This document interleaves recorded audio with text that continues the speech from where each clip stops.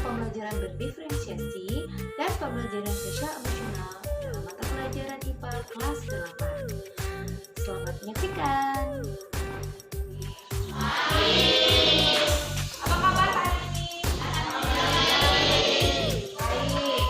Nah, apa yang kalian pikirkan hari ini setelah kalian sampai di sekolah? Kalau dari rumah sampai di sekolah, apa yang kalian pikirkan? Apa yang kalian rasakan? Ya, Vivi, senang. Ada yang lain? Ada yang datang merasa tertekan karena dimarahi sama orang tua? Gak ada. Ada yang datang karena rasa lapar belum sarapan? Ada? Nah, gak ada. Oh, berarti semuanya kenyang ya? Semuanya kenyang. Nah, kalau kenyang berarti kita akan belajar hari ini. Ada yang senang, ada yang kenyang, ada yang tidak tertekan, tidak dimarahi pada saat ke sekolah. Berarti kalian semua sudah siap untuk belajar kan? Ya, baik. Kalau sudah siap untuk membantu kamu mempelajari materi hari ini dan menambah kamu bersemangat, maka kita akan senam penguin bersama. Ya? Oke? Nah, senam penguin bersama. Silakan berdiri di samping meja dengan menjaga jarak, ya berjarak, jangan berdekatan,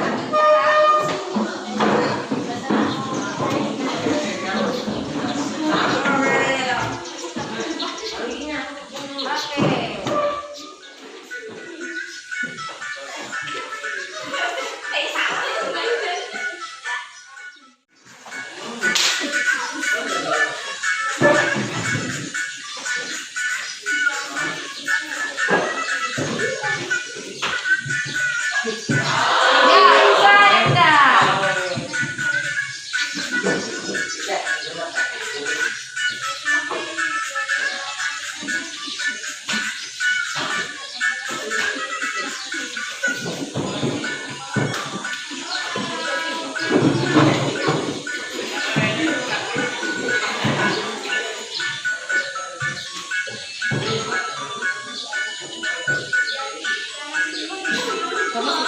Videonya.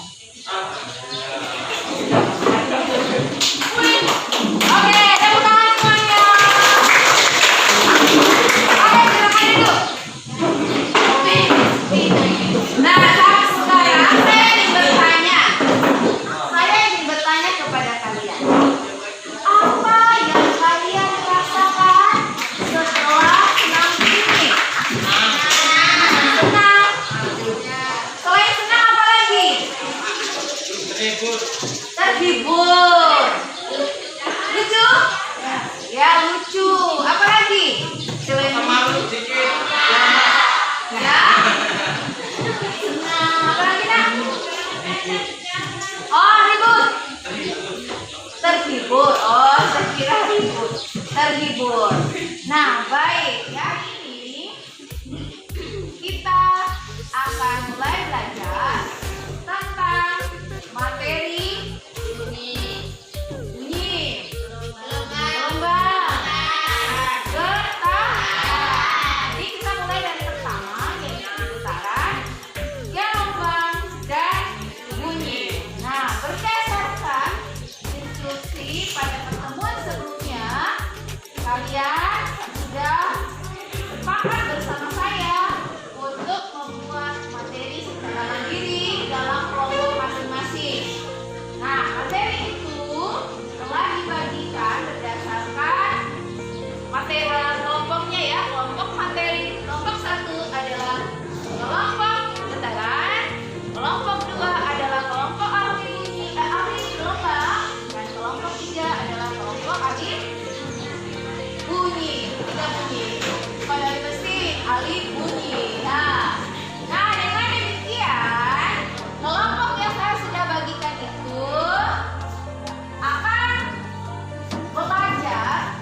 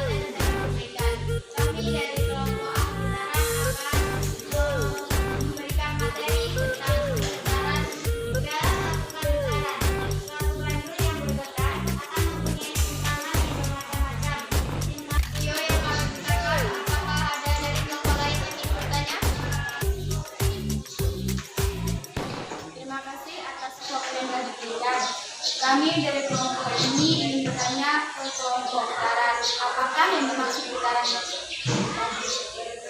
Bolak-balik periodik melalui titik keseimbangan. Apakah Anda memahaminya? Getaran adalah gerak bolak-balik periodik melalui titik keseimbangan. Apakah jantung kita berdebar cepat itu termasuk dalam putaran? Terima kasih atas pertanyaannya. Iya, termasuk getaran.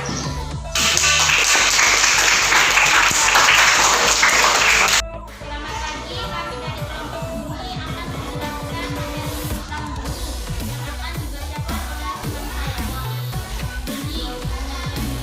Bunyi adalah getaran yang merambat atau gelombang melalui suatu medium atau gelombang mekanik. Syarat terdengarnya bunyi: 1. Adanya sumber bunyi. Lalu kita akan belajar tentang bunyi. Nah ini suatu medium, tapi dia gelombang mekanik. Nah syarat untuk terjadinya suatu bunyi itu dibutuhkan yang pertama sumber bunyi, yaitu benda yang bergerak, dan ada juga medium ya untuk wujudnya ramai. Kemudian sebuah sumber bunyi itu sebuah speaker. Sedang berada di gunung ya, kita bisa yang namanya gaul ya, atau punya yang namanya gema oleh dekat. Kalau gema biasanya jarak antaranya, contohnya adalah ketika kita di gunung. Kalau gaul contohnya ketika kita berada di suatu ruangan yang cukup besar atau bisa dalam. Demikian presentasi dari kelompok kami. Apakah dari kelompok lain ada yang ingin bertanya? Saya persilakan. Ahli getaran ingin bertanya, apakah yang dimaksud dengan bunyi dan apa saja contohnya? Contohnya suara jangkrik, suara kuda, dan angsa. 2. Audio sonic memiliki frekuensi 20 Hz sampai 20 Hz. Suara manusia dan suara hewan yang biasanya kita dengar. 3. Ultrasonik. Demikian, apakah kalian bisa memahaminya? Ya, kami memahaminya. Terima kasih.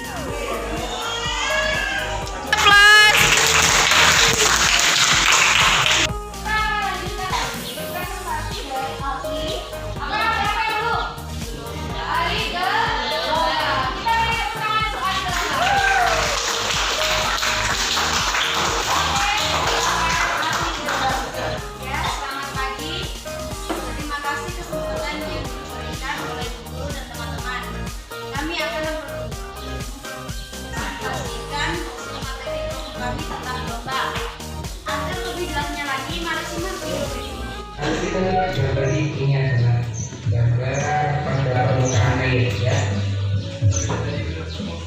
Nah ini kita tidak lulus terhadap alat penjara atau ya, satu bukit satu lembar satu tulis. Kalau gambar ini jadi berapa ya? Bukitnya ada 2, lembarnya ada 1. Inilah gambar materi tentang gelombang.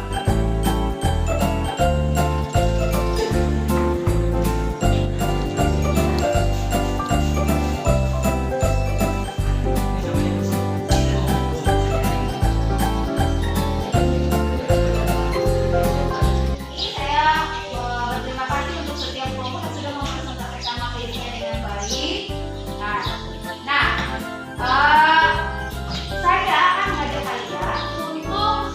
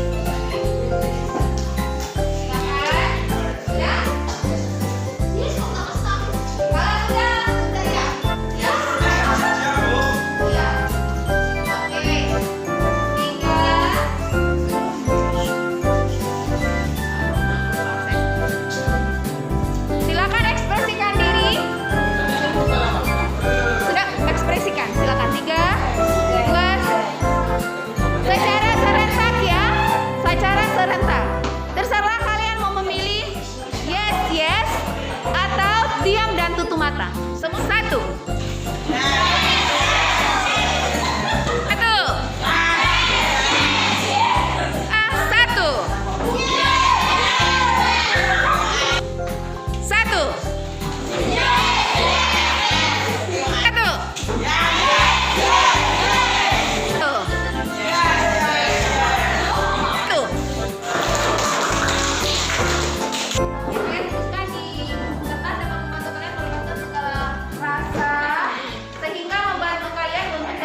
Konsentrasi memutuskan apa yang akan kalian lakukan setelah belajar hari ini atau setelah pulang sekolah. Oke, jadi kita sudah belajar tentang materi apa saja hari ini?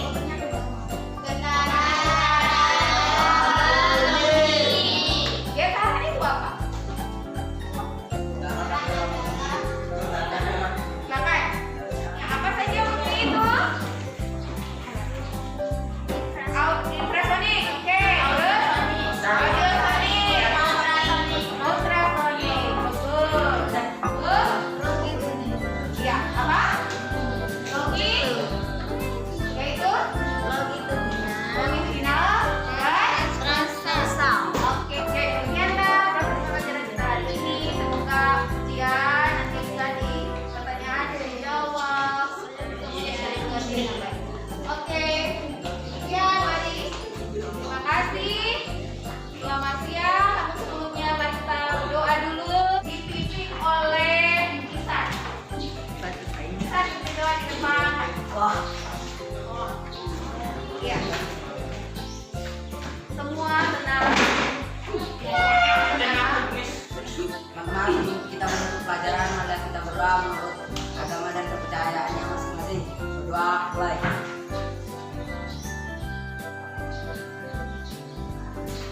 Ya, selesai bisa dari guru. Selamat siang, guru.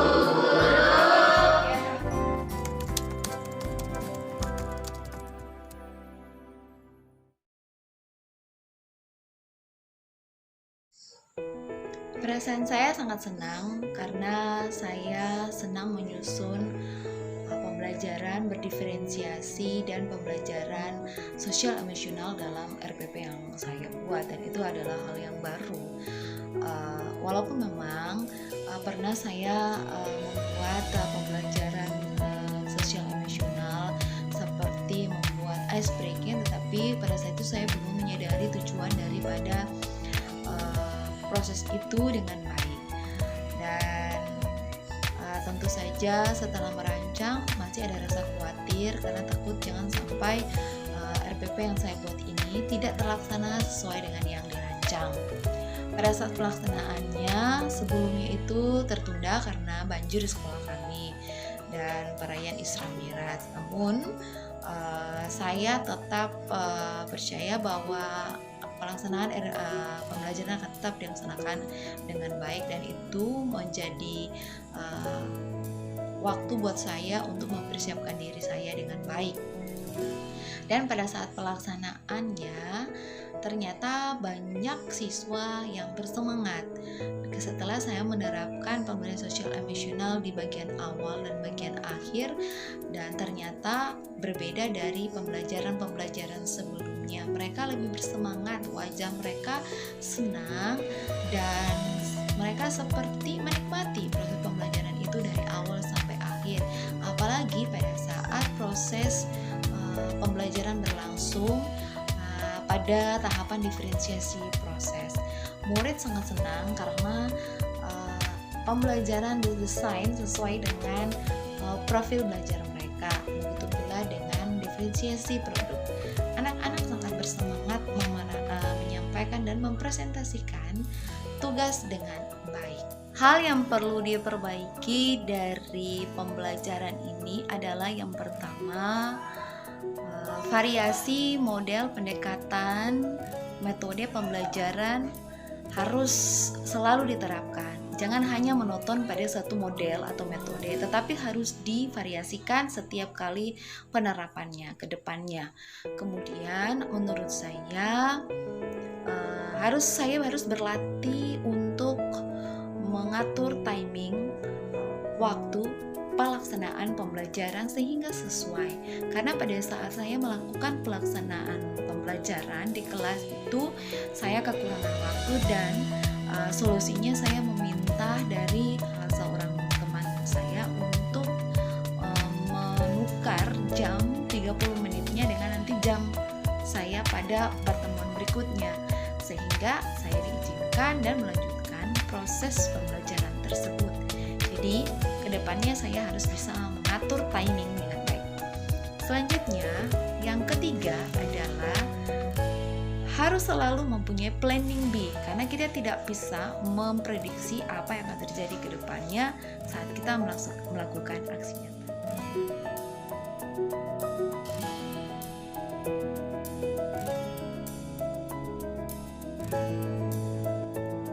Menurut saya pembelajaran ini sangat bermanfaat bagi pengembangan pendidikan ke depan, terutama dalam pembelajaran di kelas oleh murid.